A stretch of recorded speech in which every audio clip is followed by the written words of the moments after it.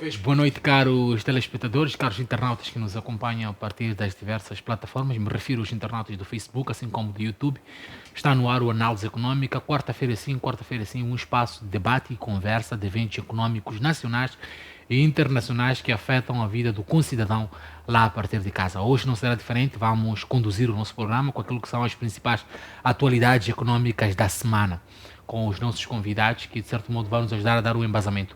Para hoje vamos falar primeiro das isenções a nível de imposto que o governo tem feito nos últimos anos. Vamos tentar ver quais são os benefícios, direitos que o governo tira dessas isenções. Não talvez como entidade particular, mas o benefício social que essas isenções trazem para o nosso país. Em segunda frente vamos discutir também no programa de hoje sobre a posição do Banco Central em relação à taxa de câmbio.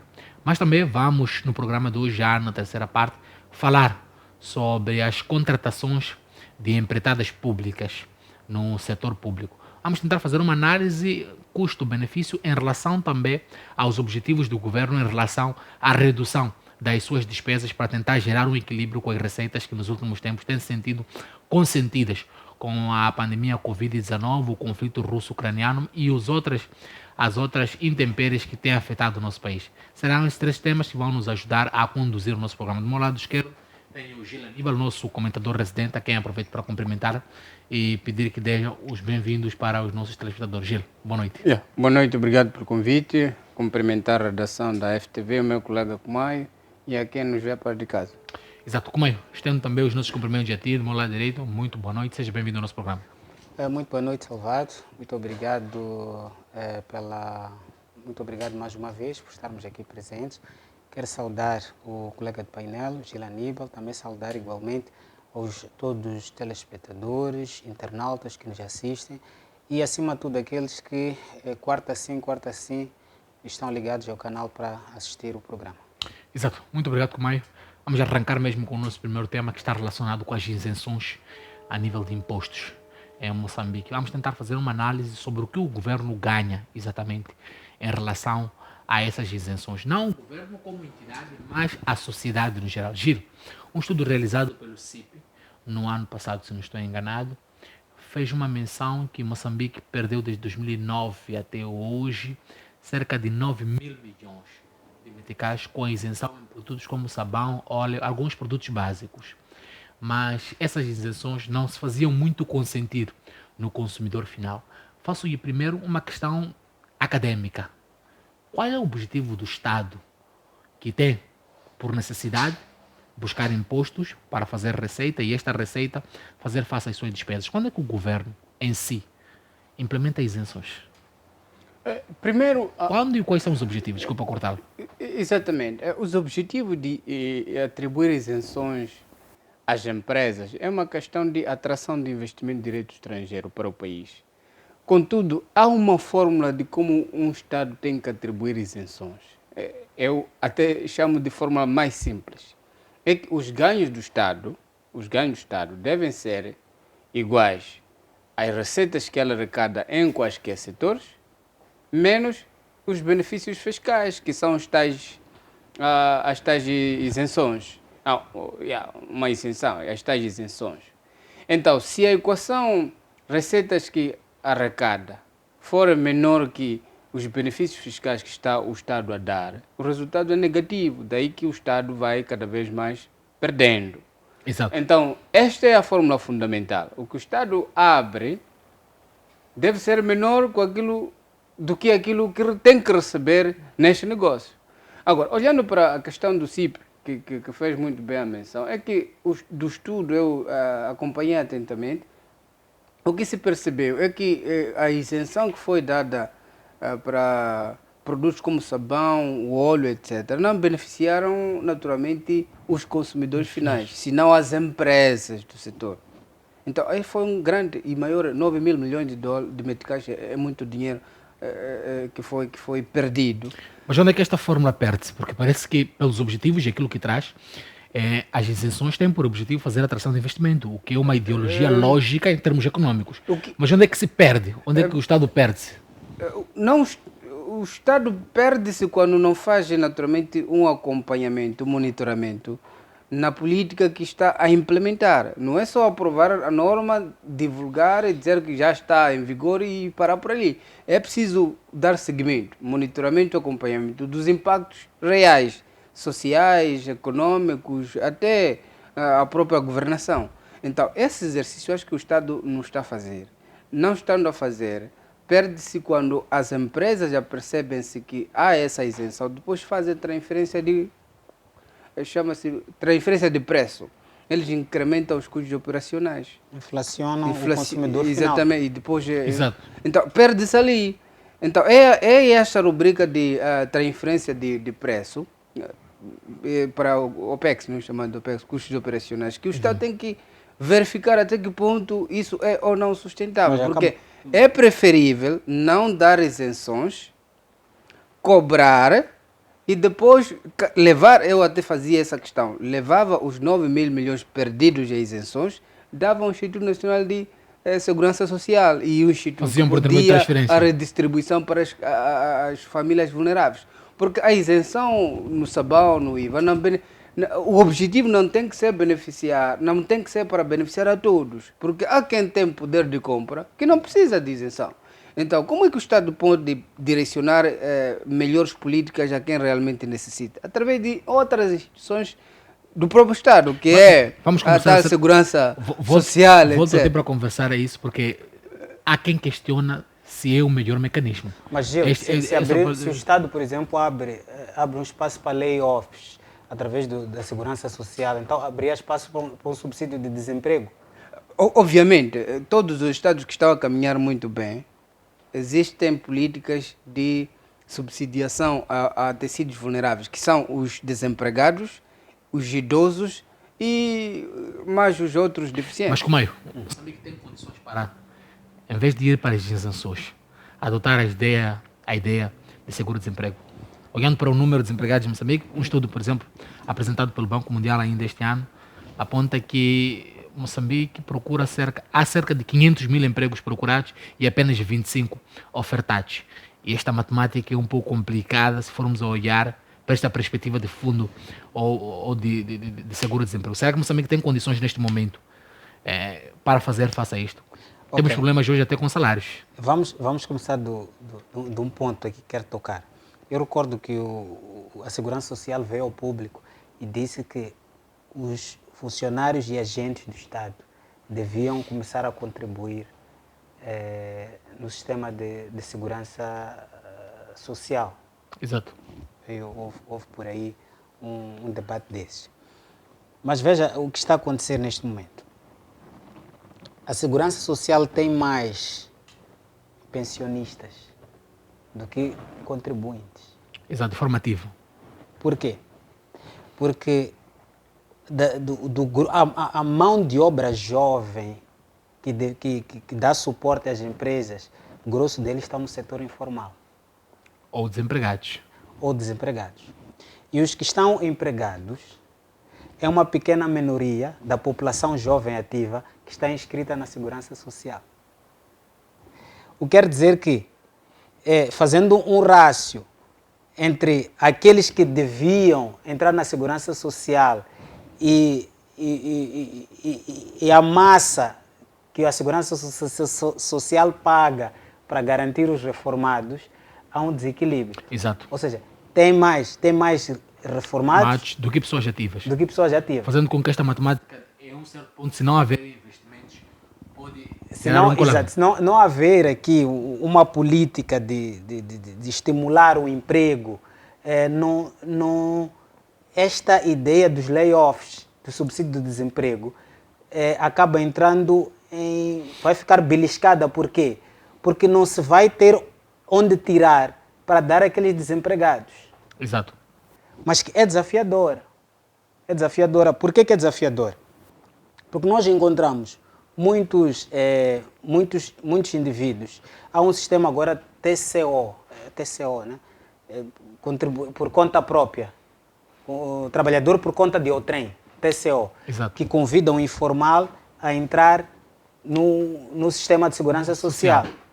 Mas eu recordo na altura estava num fórum em que queria-se associar as plataformas como de telefonia móvel, para garantir o pagamento, mas pela uma questão de legislação não se avançou a este projeto, porque é mais fácil convidar o informal a fazer o pagamento por via dessas plataformas de moeda eletrônica.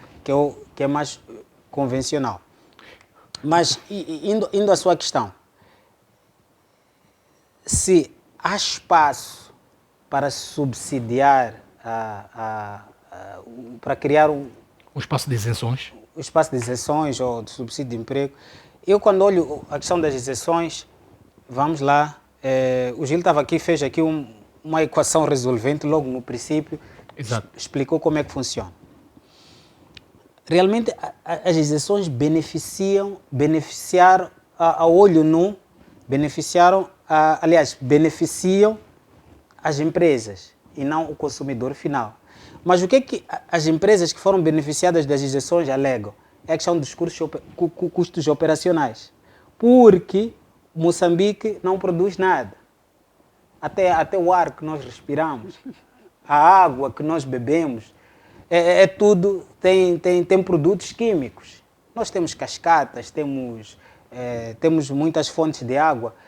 Então, tem produtos químicos. Ou seja, os custos operacionais para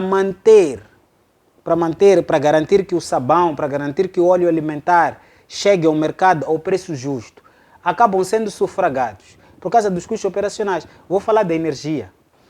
A EDM tem uma taxa de consumo doméstico e uma taxa de consumo comercial. A tarifa comercial é tão alta que não estimula o... Mas depende. Existe, por exemplo, empreendimentos com taxa comercial muito baixa que até paga abaixo de um consumidor normal. Isso era porque para zonas francas? Pronto, não podemos aqui dar publicidade de algumas empresas. Nós conhecemos. Sim. A verdade é que a maior parte desses empreendimentos de grande dimensão pagam muito baixo versus do que o consumidor doméstico. Agora, tem uma equação. O que eu penso é que o sistema de pensões, porque isso é sistema de pensões, exato, em Moçambique, está difuso. Há muitos fundos para gerir a mesma situação. Por exemplo, temos o Instituto Nacional de Segurança Social, que é para funcionários e agentes do Estado. Mas vai para o Banco de Moçambique também. Tem a cooperativa, que é a CPC. Funcionários do Estado. Tem o fundo dele sobre pensões. Mas não é só o Banco de Moçambique. Tem o INAS também, que tem fundo. Depois tens ali o Instituto Nacional de Segurança Social, esse INAS. Sim, é ação social. Que é para trabalhadores e funcionários do setor privado. Então, para evitar o que o Maio estava a dizer, é que os ativos são menores que, por exemplo, os que estão necessitando de pensões, por que não fazer fusão dos fundos? Fazer fusão, a contribuição seria maior para pagar poucos. Porque, na verdade, o que acontece no sistema de pensões é que os ativos atuais é que pagam os reformados, não necessariamente os que reformaram aquilo que vinham descontando é que recebem. Não, o sistema não foi desenhado assim. Quem está no ativo hoje paga aquele que está reformado. Então, é um sistema que não se perde o dinheiro, naturalmente, e não entra em falência. Daí Exato. Que esta questão de difusão de vários fundos para a mesma realidade, o mesmo objeto social, é que complica, naturalmente, esta... Só para organizarmos o debate, neste momento, fazendo análise do caso de Moçambique, Moçambique ganha ou perde com as isenções? Fazendo o rácio, porque temos que compreender, é verdade que existe o ônus do problema destas isenções, mas também tem a sua parte boa. Aliás, se estão em atividade é porque acredita-se que existe essa parte boa. Mas fazendo o rácio, custo-benefício, Moçambique ganha ou perde? Obviamente perde. O que eu disse na equação é que, repito dizer, os ganhos do Estado podem ser diretos, indiretos como emprego, apoios sociais, etc, não é? Todo esse bolo chamado emprego, treinamento, todo esse bolo chama-se ganho do Estado. É igual a tudo que arrecada, menos benefícios fiscais. Então, o resultado dessa equação não tem que dar número negativo. Por exemplo, na indústria extrativa, o estudo que nós fizemos é que de 2010 a 2017, os benefícios fiscais custaram ao Estado 172 mil milhões de meticais.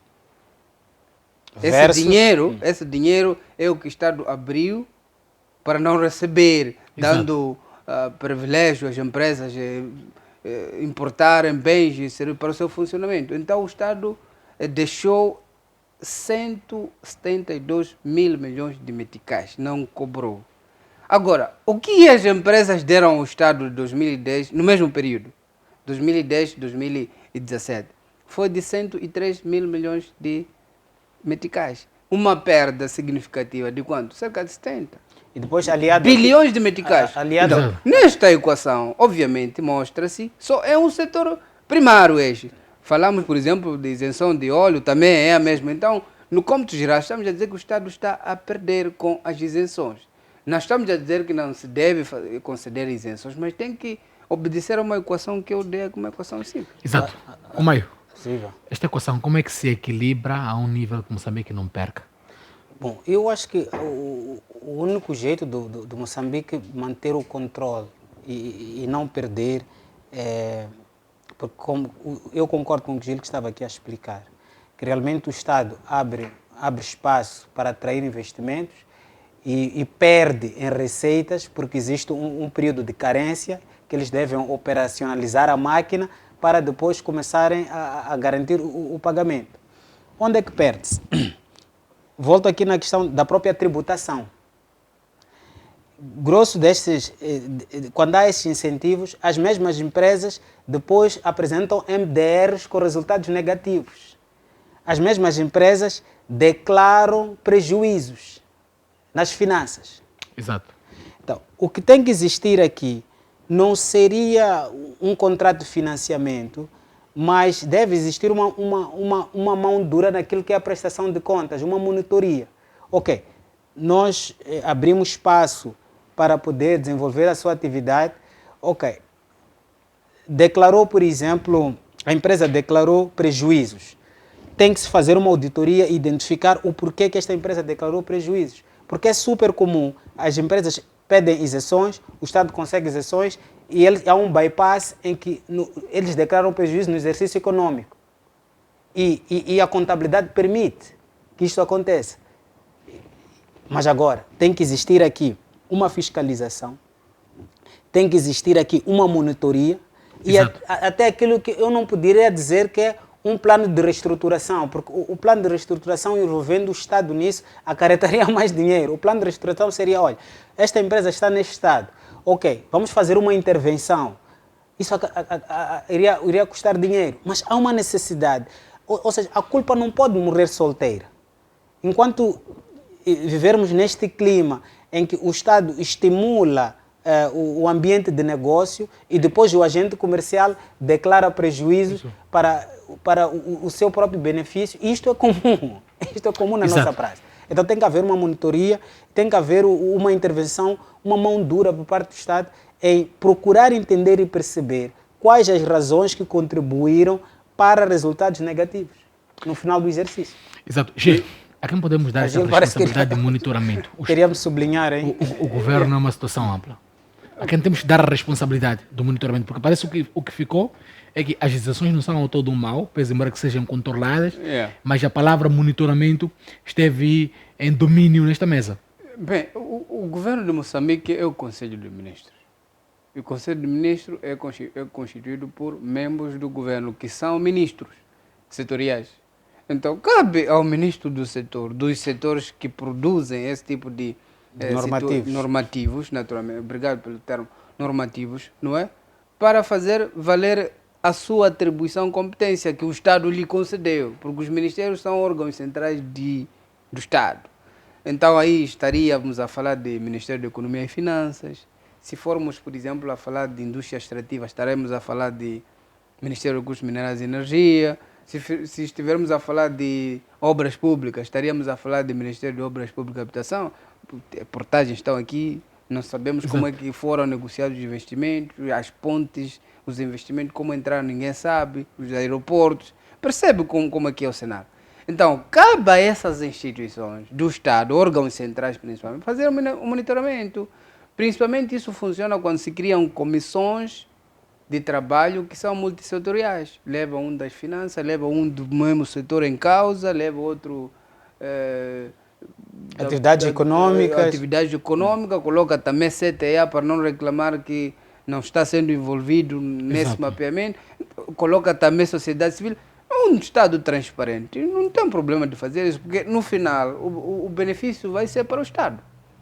Então, cabe às instituições do Estado fazer monitoramento, para não dizermos, epa, tem que ser Max Tonela, Carlos Zacarias, ou Machatine, ou como se chama, Mesquita, não. Exato. Deixa os ministros de lado, porque o ministro é um executivo, ele é um técnico de administração política da instituição, mas quem trabalha internamente, há de ver ali tem o SP, que é o secretário permanente, que é o dono das orgânicas da instituição, tem os inspetores, mais outros diretores. Tem uma equipe. Uma equipe. Esses é que são operativos, que podem naturalmente operacionalizar essas normas que são aprovadas ao nível. E o ministro apenas ele autoriza assim, pode ir, não sei quando, isso façam assim, para não chocar aquilo, etc. Agora, há um ponto aqui muito importante.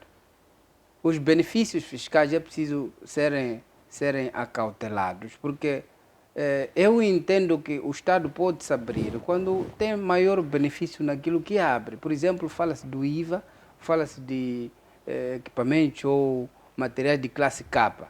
É onde a maior parte das empresas elas aproveitam-se, não é? Importar tudo até quanto não necessitam e o Estado perde e depois vai no relatório de conta anual declara naturalmente prejuízos e o nosso regime fiscal não se pode tributar uma empresa no prejuízo.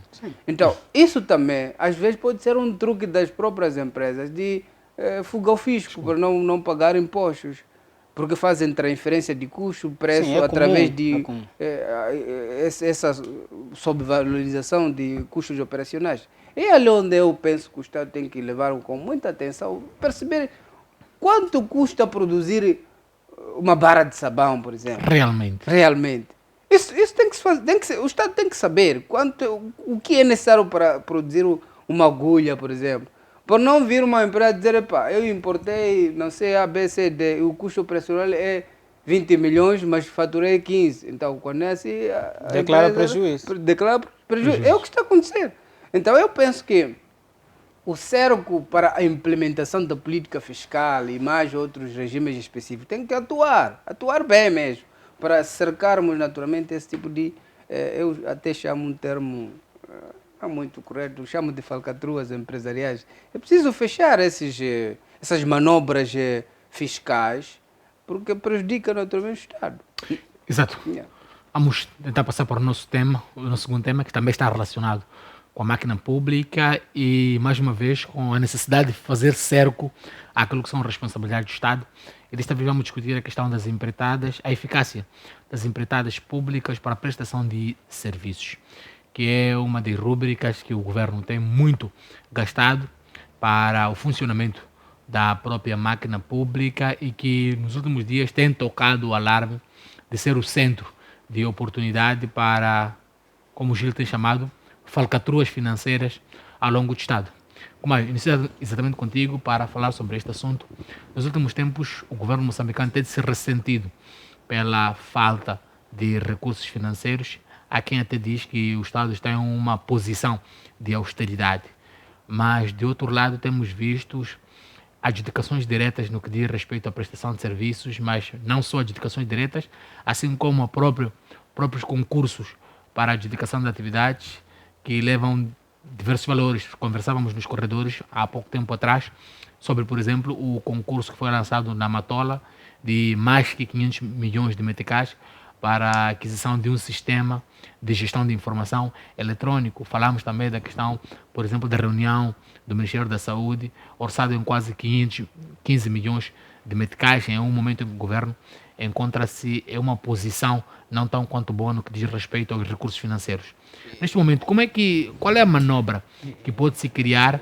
Primeiro, talvez... a ação falhada do STAI em Cabo Delgado na contratação são de eram 6 ou 8 viaturas, se não estou O enganado. preço de quase 90. Não, 20 viaturas. 21 ah, viaturas, 21 ao preço de 88 88 milhões milhões. de meticais. Aluga. Então, onde é que está o problema? Porque parece que os valores são exorbitantes. Não constitui a realidade.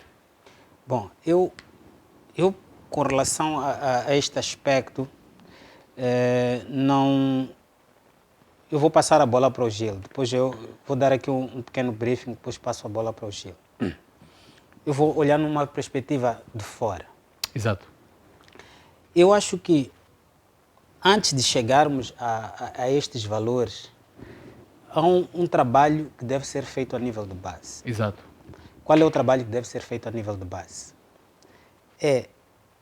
Qual é o perfil das empresas que estão a concorrer para certa prestação de serviços? Que colaterais estas empresas apresentam? Porque fala-se muito aqui de garantias bancárias. As empresas, no processo de contratação pública, apresentam, às vezes, uma garantia bancária, às vezes, outras apresentam os MDRs, os mapas financeiros que comprovam que a empresa está no estado. Mas nós sabemos de antemão que existem algumas empresas que viciam estas mesmas informações, e porque não existe, como estava aqui a explicar o Gil, não existe um especialista naquela área, não Exato. tem uma capacidade de crítica. Então, isto acaba comprometendo a qualidade de serviço. Então, o Estado, antes de relacionar-se com uma certa entidade, há que fazer um checklist do perfil desta empresa. Uma vez que o Estado está a desembolsar um certo valor, tem que exigir colaterais. Os colaterais passam por uma garantia bancária ou outros instrumentos legais que podem acionar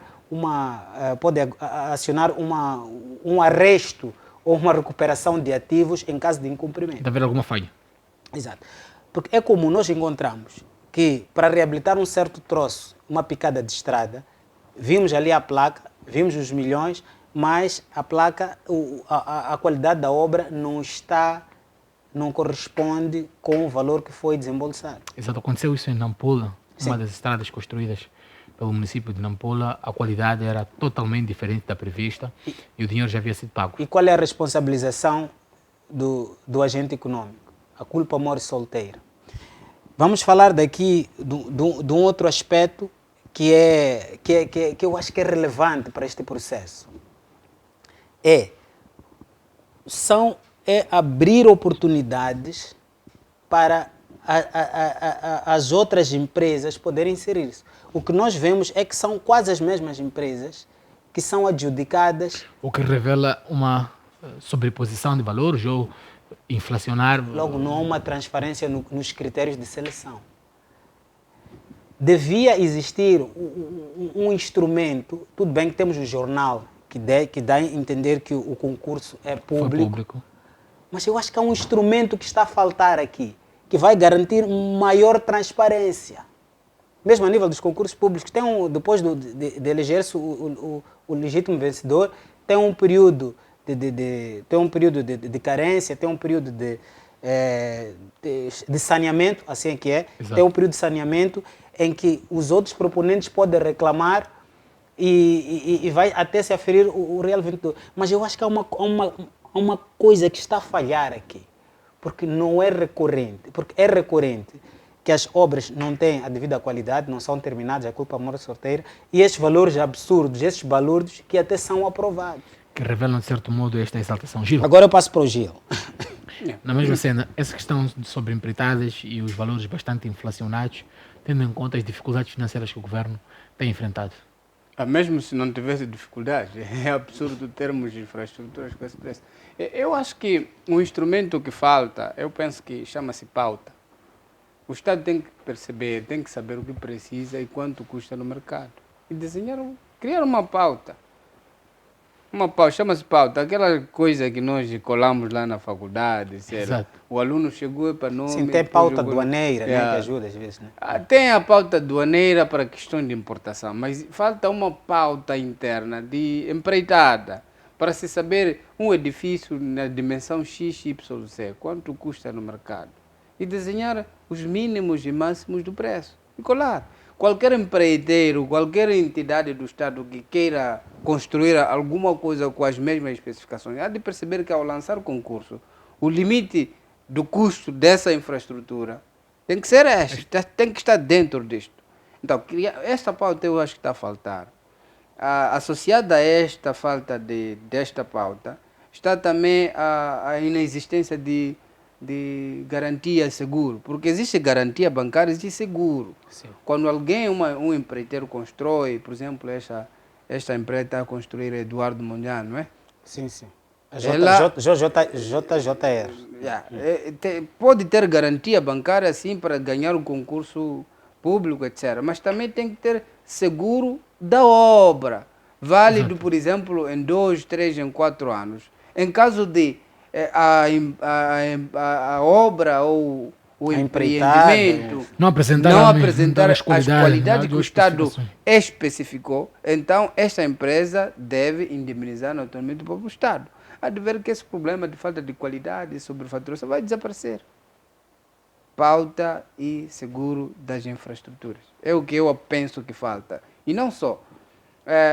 Esses dois instrumentos podem ajudar na eliminação da corrupção também. Exato, Porque nenhum empreiteiro... Era o próximo passo que Yeah, íamos discutir, não, porque eu um empreiteiro dos elementos sabe- que é levantado aqui é a corrupção. Sim, Parece que a nenhum- corrupção tem minado esses valores. Obviamente, até o Presidente da República reuniu-se com os engenheiros, através da ordem dos engenheiros. Uma das coisas que no final da reunião o Presidente disse, olha, agradeço a vossa reunião, aliás, o encontro que tivemos, falaram coisas boas, aquela maneira do Presidente falar. Falaram coisas boas, só que não disseram a coisa mais fundamental, a corrupção. No setor está cheio de corrupção. Porque há quem lança um concurso de 10 milhões, há de vir um diretor ali que quer 5%, há de vir outro ali 10%, não sei quanto. E no final, quem ganha o concurso vai ficar com 5 para fazer uma obra de 15. de 15, de 8. Então, o que ele vai fazer? Esta Obviamente que é uma obra sem qualidade. Foi a pergunta que o presidente fez. E só todo mundo ali na sala ficou a rir. E é verdade isso. É o que está a acontecer. É o que está a acontecer. Há um projeto aqui na cidade de Maputo que é tapamento de buracos. Sinceramente falando, isto pode ser até um crime do Estado. Aqui no Bagamoio, ali, há um lado ali onde tem esse semáforo, Hotel 2010, ao lado tem uma lomba ali de betão, sempre enche a água. O que eles fizeram? Vieram colocar asfalto, 2 semanas depois aquilo já são buracos ali. Quer dizer, uma empresa veio fazer o trabalho, em 2 semanas já não há asfalto, está buraco.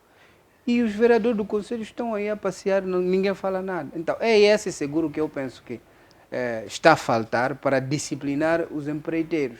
E também o mesmo critério de pauta e seguro tem que valer para os bens e serviços também. Exato. Como dizia aqui, o software que vai gerir... Não, aquilo tem que ter pauta. O Estado tem que saber o que é que precisa e o quanto custa isso no mercado e definir preços. Quaisquer entidade que possa fazer as suas Como é? adjudicações ou concursos públicos vai saber que o mercado funciona assim. Como é que esta corrupção pode ser reduzida? Porque parece que é um dos aspectos que tem minado, de certo modo, esses concursos. Bom, a experiência mostra que sempre que um serviço é tercializado, há maior responsabilização. Esta experiência. Nós encontramos que porque a tercialização de um serviço busca responsabilidade.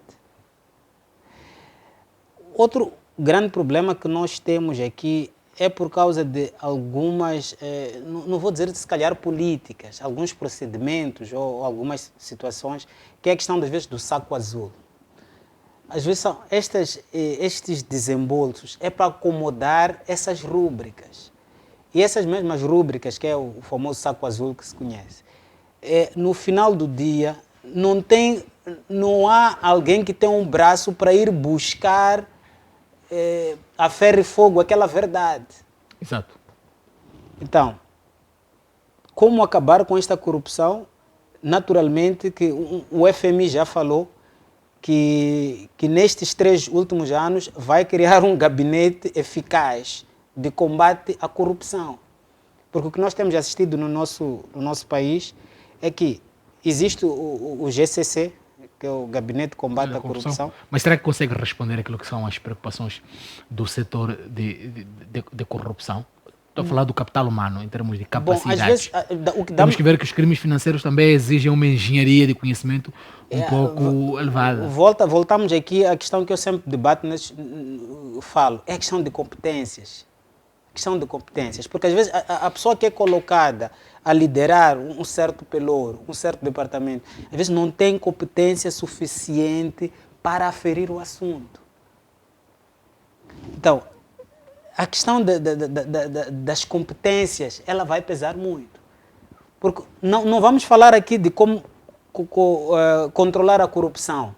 É a pessoa que vai monitorar ou escrutinar o processo tem competências suficientes para poder desenvolver uma autocrítica.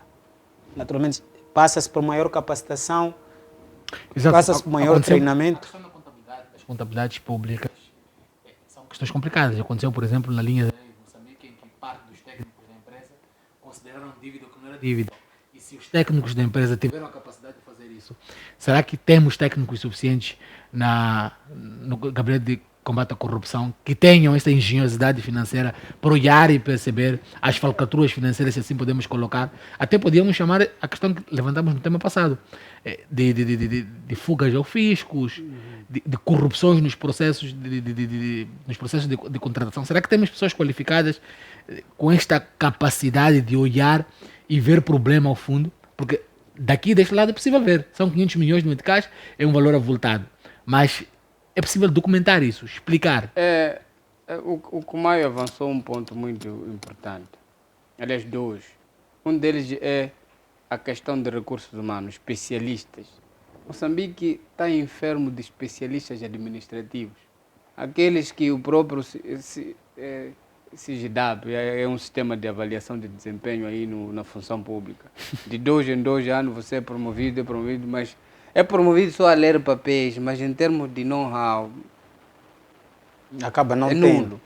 E está cheio desses especialistas que, em termos de produtividade e conhecimento científico do subiu setor, por progressão de careia. É muito baixo, mas é especialista. Então é preciso também o Ministério da Administração Estatal, Função Pública, começar a criar instrumentos muito eficazes na avaliação de desempenho para qualificar quem deve e quem não deve ser especialista. E não só. Em termos de graus acadêmicos, os especialistas são os mestres e doutores. Mas está cheio de especialistas de administração com nível de bacharelado. Aqui em Moçambique estão cheios. São esses que estão aí a chefiar, não sei quanto. E o concurso, aliás, a sua admissão para aqueles cargos não tem sido transparente. E cria um problema sério com novos ingressos, porque eles aparecem já com o grau de licenciados, mestres, conhecimento, e não são dados espaço. Então, eu penso que uma das primeiras formas de eliminar isso é concurso público interno para preenchimento dessas vagas de cargo de chefia, etc. No setor, tem vaga de diretor, ok, vamos abrir concurso dos técnicos que estão aí. Os termos de referência são esses. A melhor proposta fica diretor. Por que não podemos fazer isso? Resolveríamos o problema de incompetências nas direções, etc, etc. Esse é um ponto. O outro ponto mais importante é que temos problemas de contabilidade muito sérios. É como quem diz, não sabemos fazer contas. Eu vou recuperar aqui um discurso do antigo reitor do ISPO, o Dorodeiro de Rosário, né? Sim. Yeah. Disse que Moçambique não sabe fazer contas. E é verdade. Então, ele e a AMV vieram, os sul-africanos, em 2 semanas, descobriram que 45 milhões de dólares não era dívida. Aquilo significa que não sabemos fazer contas. E é uma, digamos assim... É uma aberração. Não só, é uma validação do discurso do antigo reitor do ISPO, quando disse que o moçambicano não sabe fazer contas. Não sabe mesmo. O estudo que eu fiz sobre o discurso do Magala, quando tentou explicar o que se passou ali, afinal de contas, aquela dívida é um veículo, SPV, né? Exato. Veículo. Então, os veículos, naturalmente, as suas contabilidades não são indexadas na empresa mãe. Então, o que os técnicos ali fizeram? Foram indexar na LAM como uma dívida. Na verdade, é de um veículo. E é de um veículo por quê? o período em análise, o governo avalizou algumas dívidas de compra de aeronaves, aquele escândalo. Sim, da Embraer. Isso, da Embraer, etc. Então, aquela dívida era daquele grupo ali. Era um veículo, sendo um veículo, naturalmente, não pode ser dívida da LAM. A questão, já que nos colocamos, é quantos veículos foram indexados como dívida pública nas empresas estatais. Sim, Se a calhar questão, são a questão dos veículos é comum. Como? Comaio, para fecharmos mesmo esta parte do programa que está relacionado com esses, como é que constrói-se um processo de recrutamento de empreitadas para prestação de serviços com qualidade? Ou qualidade padrão necessário para albergar e eliminar todos esses pressupostos que aqui levantamos, que de certo modo tem minado esses processos na função pública? Eu volto no mesmo ponto, a terceirização. É importante terceirizar este serviço de empreitadas. Ter uma empresa anexa ou uma empresa, uma multinacional, que vai fazer o filtro. Nós assistimos, por exemplo, a nível do FUNAI, que é o Fundo Nacional de Energias. Temos, grande parte dos projetos são financiados pelo Banco Mundial. E aqueles projetos chegam até ao fim e têm resultados palpáveis. Por quê? Porque o Banco Mundial faz vista grossa no processo todo. Ok, nós vamos agora trabalhar na área de educação. Pretende-se construir tantas escolas, por aí em diante. Eu volto a dizer, há necessidade de terceirizar o serviço. Entregar uma entidade que vai fazer o filtro, que vai fazer o filtro dos candidatos, Exato. vai fazer o filtro da prestação de contas e vai fazer a monitoria do projeto. Porque enquanto nós tivermos uma situação em que o Estado é o beneficiário e o Estado é o fiscalizador. Quer dizer, um player, Acho que já respondi um player essa e um questão. árbitro ao mesmo tempo. Eu não posso ser o beneficiário e ao mesmo tempo ser o fiscalizador do meu projeto. Exato. Gil, faço uma pergunta. Como é que criamos um processo de prestação de serviços, recrutamento e prestação de serviços que seja fiável e que não tenha estas gorduras que de certo modo minam a contabilidade pública? Primeiro, parece que a lei que aprova a tabela salarial única criou ali um sistema de gestão nacional de recursos humanos centralizado. Eles chamam de recursos humanos, etc. Então, acho que é uma boa iniciativa, não sei até que ponto vai ser eficiente. Para evitar essas intromissões, entradas de falta com critérios não muito assim sérios. O que Gil propõe é que o mesmo sistema que quer ser usado para a tabela salarial única também seja usado para contratação de serviços. Mas é o que o Maio estava a dizer, terceirizar, ter um crivo. Como é que tu crivas? É através de uma central desse tipo de serviço.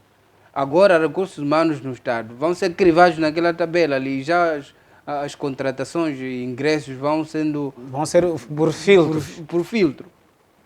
Mas para tal é preciso criar as tais pautas também, porque o filtro tem que ter base. Sim, são indicadores. Tem que ter termos, coisa X, a pauta diz isso. Então vai-se ver ali como é que as coisas são e pronto. Então é preciso continuarmos com as reformas públicas muito sérias, principalmente no pacote legislativo de quase todos os setores. Há leis que até hoje são vigentes, mas em termos de criação são de 1960, 1965. Exato. Até este, como se chama, o julgamento da BEO usou ali o Código Penal de 1900, tempo colonial, sim. 1920, por aí, qualquer coisa. Olha, nós estamos em 2023, estamos a usar mesmo os instrumentos jurídicos já caducados, porque a realidade de uma nação muda em função do desenvolvimento socioeconômico, não é?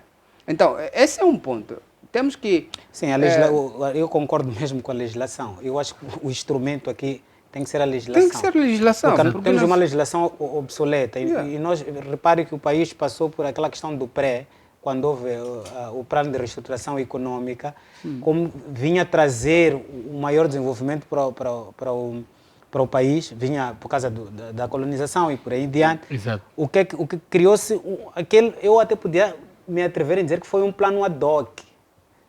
O que era um plano ad hoc? Era para tirar o país da situação em que estava. Mas estes mesmos instrumentos estão vigentes até Até hoje. hoje. Então, Então, eu E concordo. não respondem muito àquilo que são as Não dinâmicas responde. atuais. Não, naquela altura, Respondiam, mas agora já as responderam, necessidades- responderam bem. Exato. as exigências do Estado são outras. É por esta razão que temos questão de branqueamento de capitais, fuga ao fisco, financiamento, porque os instrumentos são São aqueles obsoletos. Estados que já estão Totalmente caducados. ultrapassados. Eu até dizia, olha, a Constituição da República, aprovada em 2018, já caducou. Quando já começou a ter conflito, governador, secretário de Estado, aquilo significa que esse instrumento já não é útil.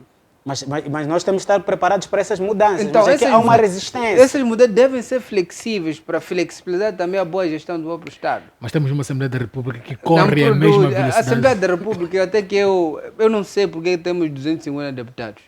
Devíamos até reduzir para um número de 100 ou 150, porque são muito improdutivos em termos de produção legislativa. A maior parte de leis ali vem de onde? Vem do Conselho de Ministros. O provedor de justiça, não sei se já submeteu alguma vez uma lei, mas a maior parte de leis ali são de iniciativa do governo. Eles estão para aprovar. Acaba sendo uma secretaria legislativa do governo. Uma assembleia não pode funcionar assim. Então, reforma legislativa é Sim, isso a eu concordo. base para a organização de quase todos os setores. Aliás, como dizia um colega meu, olha, se tu falhas na legislação e na educação, o país morreu. E é verdade. Tem um exemplo disso. Não, Obviamente, temos. O George Gilda, que é um economista americano, disse: se um país é rico em recursos, mas não desenvolve, o problema não é falta de financiamento, é falta de conhecimento. Então, onde é que tu adquires conhecimento? O Sistema Nacional de Educação. Não, Essas isso é- plataformas que andam por aqui, onde é que elas são feitas? Na Coreia do Sul. Por quê? Porque lá tem um capital de conhecimento funcional. Quem em Moçambique, que empresa em Moçambique pode fabricar uma turbina? Não existe. Não, é Nem complicado. agulha. Qual é a fábrica de agulha aqui em Moçambique? Esses nossos empresários do CTA. Onde é que a empresa deles está? Onde? O que é que produz? E Empresa quem é James Bond. o principal? E qual é o principal, como se chama? Cliente dos seus serviços? Há de ver que É o Estado. é o Estado. É o Estado. e Esse é que é o governo. grande problema. É o grande problema. Porque as empresas estão viradas para a prestação de serviços ao para o Estado. Não, isso é um erro Sim. muito grave. Uma empresa PME, quando se instala, o primeiro cliente que tem que ver é a sociedade. Exato. Isso é que funciona. Formar soluções. Comaio, o tempo já nos foi. Vou pedir que dê os seus pontos finais em relação ao programa e agradecemos a sua honrosa presença cá. Bom, muito obrigado por mais um programa e pela interação aqui com o Gil, que é uma interação muito boa. Realmente eu volto a focar aqui. O Gil acabou resumindo o programa todo só na questão da legislação. Em tudo que nós formos a falar, tanto na reforma, tanto em tudo que nós fomos falando hoje, o grande problema aqui são de legislações específicas. Exato. As fraudes, elas acontecem por ausência de um instrumento. Quando há uma lacuna, então Há uma brecha para as empresas. há uma brecha para as empresas. E o que é que depois acontece? Quando o próprio sistema quer contestar, vê que esta é uma anomalia, não existe a jurisprudência que, em função de uma certa anomalia, desenvolve uma legislação para descontinuar este processo. Ou seja, as novas situações continuam a acontecer, mas não há instrumentos legais que vão cortando essas práticas. Então, a questão da legislação, o Gil hoje fechou mesmo com chave de ouro. A questão da legislação é fundamental para cortar todas estas falhas, tanto no processo de contratação, tanto na questão das isenções. Cria-se uma isenção, mas vai-se olhar, eu estava a falar da questão do pré. Este sistema de prés vem desde 89, 84, é a Exato. mesma legislação. Não é? Gil, vou pedir também que dê os seus pontos finais em relação ao programa e agradecemos pela sua honrosa presença aqui. É sempre bom estar convosco a discutir temas de bastante relevância. Bem, é mesmo, dando continuidade no que o Maio estava a dizer, hoje o Ministério de Recursos Minerais veio, através do Inspetor-Geral de Recursos Minerais e Energia, apertar o cerco mesmo sobre a fuga, ou seja, inconformidades. Eles chamam de inconformidades. Ou seja, uma empresa produz 20 e declara 10. E a legislação, como é fraca, fica difícil. Então, é preciso continuar com esses apertos e também ser flexível na produção legislativa. Eu acho que o país pode caminhar num bom sentido. Exato. Mais uma vez, obrigado, Gilo, obrigado, Kumayo. Mas em especial, o meu muito obrigado vai a ti, caro telespectador e ilustríssimo internauta, que durante esse espaço, sensivelmente uma hora, esteve aqui conosco, assim, discutir temas de atualidade econômica nacional.